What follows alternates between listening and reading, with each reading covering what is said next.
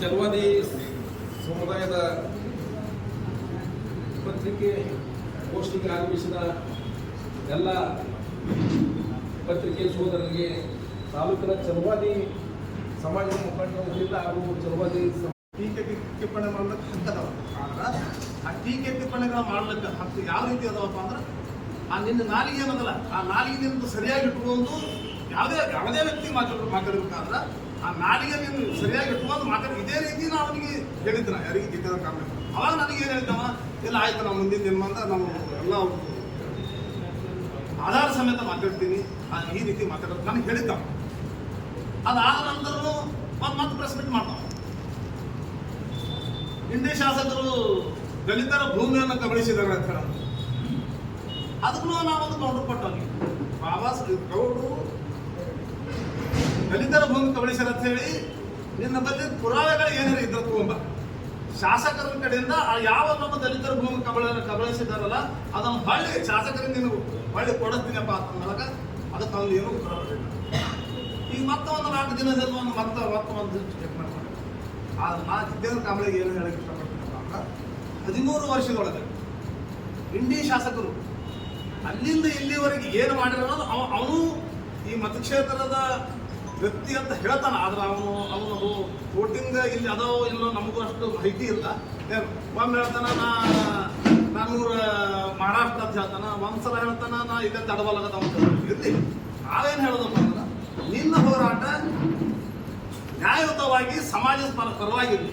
ಅದನ್ನು ಬಿಟ್ಟು ನೀ ಯಾವ ರೀತಿ ಮಾಡ್ಲತ್ತಿದೆಪ್ಪ ಅಂದ್ರೆ ಈಗ ಇದು ಏನೋ ನಿನ್ನ ವೈಯಕ್ತಿಕ ಭಾವನೆಗಳ ಅನ್ನೋ ರೀತಿಯಲ್ಲಿ.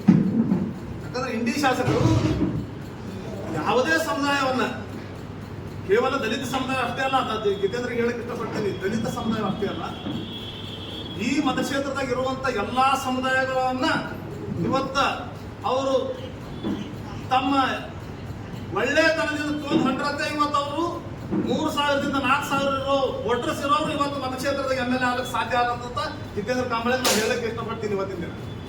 ಯಾಕಂದ್ರೆ ಅವ್ರ ಕಾರ್ಯವೈಖರಿಗಳನ್ನ ಅವರನ್ನು ಇವತ್ತ ಶಾಸಕರನ್ನಾಗಿ ಈ ಮತಕ್ಷೇತ್ರದಲ್ಲಿ ಮಾಡ್ಲತ್ತವ್ರಿ. ಜಿತೇಂದ್ರ ಕಾಂಬ್ಳೆ ಒಂದು ಆಪದೆ ಮೊದಲ ಒಂದು ಇವತ್ತಿನ ಆ ಪೇಪರ್ ಇವತ್ತೇನು ಇದ್ರೊಳಗೆ ಬಂದು ಯೂಟ್ಯೂಬ್ ಬಂದು ಏನು ಮಾತಾಡೋಣಲ್ಲ ಅದ್ರ ಬಗ್ಗೆ ನಾವು ಈ ಅದ್ರ ಬಗ್ಗೆ ಪತ್ರಿಕಾ ಗೋಷ್ಠಿ ನಡೆಸಿದ್ವು. ಅವ ಮೊದಲು ಏನ್ ಹೇಳ್ತಾನಪ್ಪ ಅಂದ್ರ ಗೌಡ್ರ ಊರಲ್ಲಿ ಪಡ್ನೂರಲ್ಲಿ ಇನ್ನೂ ಅಸ್ಪೃಶ್ಯತೆ ಜೀವಂತದ ಇಡೀ ರಾಜ್ಯದಗಳೆಲ್ಲ ಹೋಗ್ಯದ, ಎಲ್ಲರೇ ಅಸ್ಪೃಶ್ಯತೆ ಜೀವಂತ ಅದಪ್ಪ ಅಂದ್ರೆ ಅದು ಪಡ್ನೂರ್ದಾಗ ಅದ. ಯಾವುದೇ ವಿಷಯ ತಿಳುವಳಿಕೆ ಇರಲಾರ್ದ ಮಾತಾಡಬೇಡಿದ್ದೆ ಅಂದ್ರೆ ನಾನು ಹೇಳೋದು ನಿಮ್ಗೆ ಇಷ್ಟೇ. ಯಾಕಪ್ಪ ಅಂದ್ರ ಮತಕ್ಷೇತ್ರದೊಳಗ ಎಲ್ಲರೇ ಇವತ್ತು ಇಡೀ ರಾಜ್ಯದೊಳಗ ಎಲ್ಲರೇ ಅಸ್ಪೃಶ್ಯತೆ ಹೋಗಲಾಡಿಸದಪ್ಪ ಅಂದ್ರೆ ಅದು ಇಂಡಿ ಮತಕ್ಷೇತ್ರ ಅಂತ ನಾನು ಹೇಳಕ್ ಇಷ್ಟಪಡ್ತೀನಿ. ಯಾಕಪ್ಪ ಅಂದ್ರ ಶಾಸಕರು ನಮ್ಗೆ ಯಾವ ರೀತಿ ನಮ್ಗಂತ ಅಷ್ಟೇ ಅಲ್ಲ ಇಡೀ ಮತಕ್ಷೇತ್ರದ ನಮ್ಮ ಜನರಿಗೆ ಅವ್ರು ತೋರಿಸೋ ಕಾಳಜಿ ಯಾವ ರೀತಿ ಇರ್ತದಪ್ಪ ಅಂದ್ರ ಅವ್ರು ಯಾವುದೇ ಗುಡಿ ಒಳಗಿರ್ಲಿ, ಯಾರದೇ ಸಾಹುಕಾರ ಮನೆಗಿರ್ಲಿ, ಯಾವುದೇ ಶ್ರೀಮಂತರ ಮನೆ ಒಳಗಿರ್ಲಿ, ನಮ್ಮ ದಲಿತ ವ್ಯಕ್ತಿ ಯಾರೇ ಸಾಮಾನ್ಯ ವ್ಯಕ್ತಿ ಹೋದ್ರು ಸಹಿತ ಅವರನ್ನ ಕರೆದು ಅವ್ರ ಮನೆಯಾಗ ಸಹಿತ ಕರೆದು ಮಾತಾಡ್ತಾರ. ಅವ್ರು ತಮ್ಮ ಮನೆಯೊಳಗ ಸಹಿತನು ಇವತ್ತಿನ ದಿನ ದಲಿತರಿಗೆ ತಮ್ಮ ಮನೆ ಅಡಿಗೆ ಮನೆ ತನಕ ಯಾರಿಗೆ ಜಾಗ ಸ್ಥಳ ಯಾವ್ದಾರ ಶಾಸಕರ ಮನೆಯೊಳಗೆ ಅದಪ್ಪ ಅಂದ್ರ ಅದು ಯಶವಂತರಾವ್ ಗೌಡ್ರ ಮನ್ಯಾಗ ಅನ್ನೋದು ಇವತ್ತಿನ ದಿನ ಇಲ್ಲಿ ಏನು ಎಲ್ಲ ಕೂತಿದ್ವಲ್ಲ ನಿಮ್ಮ ಮನವರಿಕೆನು ಅದ ಏನು ಎಲ್ಲಿ ಇದು ಸತ್ಯನ ಹೇಳೋದು. ಯಾಕಂದ್ರ ನಾವು ಲೀಡರ್ಸ್ಗಳಿಗೆ ಅಷ್ಟೇ ಅಲ್ಲ, ನಮ್ಮ ಸಾಮಾನ್ಯ ಜನ ಹೋದ್ರ ಸಹಿತ ನಮ್ಮ ದಲಿತ ವ್ಯಕ್ತಿ ಹೋದ್ರ ಆ ಗೌರವ ಇಂಡಿ ಶಾಸಕರಲ್ಲಿ ನೀ ಅದು ತೆಗೆದು ಬಿಡು. ಅಲ್ಲಿ ಅದು ಒಂದು ಇನ್ಸಿಡೆಂಟ್ ಇತ್ತು. ಈಗ ನಮ್ಮ ಇವ್ರು ಹೇಳಿದ್ರು, ಯಾರು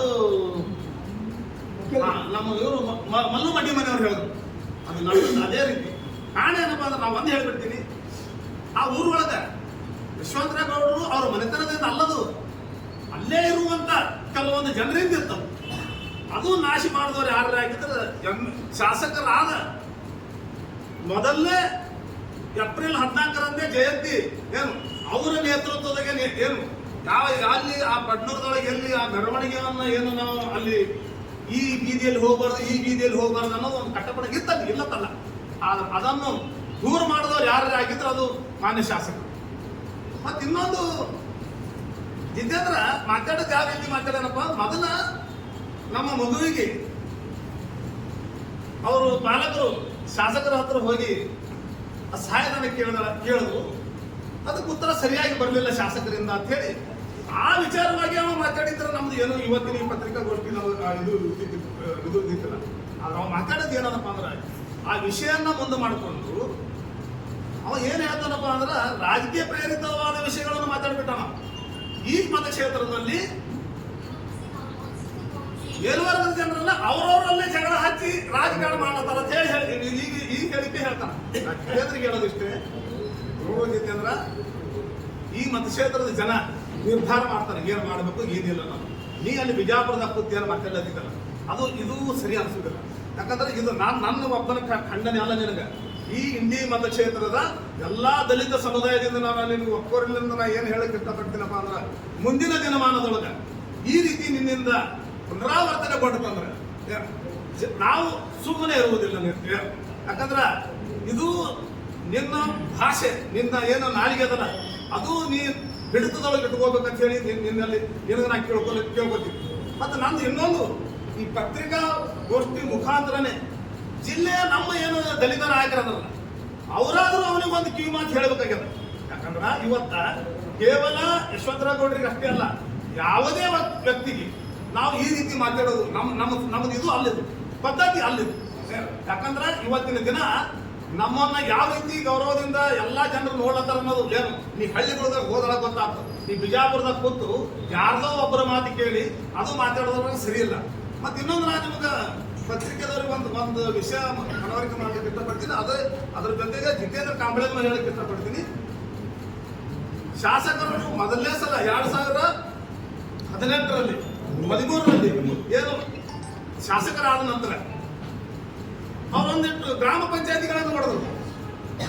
ಆ ಗ್ರಾಮ ಪಂಚಾಯತಿ ಮಾಡಿದ ತಕ್ಷಣ ಅವಾಗ ಆ ಗ್ರಾಮ ಪಂಚಾಯತ್ ಹೊಸದಾಗಿ ಗ್ರಾಮ ಪಂಚಾಯತಿಗಳನ್ನ ಅವು ಮೀಸಲಾತಿ ಇದ್ರೊಳಗ ಮೊದಲು SC ಆಗ್ಬೇಕಂತೆಲ್ಲ ಅನ್ನೋದು ಒಂದು ಇದು SC ಅದು. ಆ ಸಮಯದೊಳಗ ಅತಿ ಹೆಚ್ಚಿನ ಸಂಖ್ಯೆಯಲ್ಲಿ ಅದು ಈ ಛಲವಾದಿ ಸಮುದಾಯದವರಿಗೆ ಗ್ರಾಮ ಪಂಚಾಯತಿ ಅಧ್ಯಕ್ಷರು ಮಾಡ್ಯಾರ ಅನ್ನೋದು ಜಿತೇಂದ್ರ ಕಾಂಬಳೆ ಇದು ಮನವರಿಕೆ ಮಾಡಿಕೊಡ್ತೀನಿ ಪತ್ರಿಕಾ ಪತ್ರಿಕೆಯಿಂದ. ಗೌಡರು ದಲಿತವರ ಮೇಲೆ ದಲಿತರ ಬಗ್ಗೆ ಕೀಳಾಗಿ ನೋಡ್ತಾರ ಏನು ಜಿತೇಂದ್ರ ಕಾಂಬಳೆ ಹೇಳ್ತಾರಲ್ಲ, ಅದು ಎಲ್ಲ ಸುಳ್ಳು.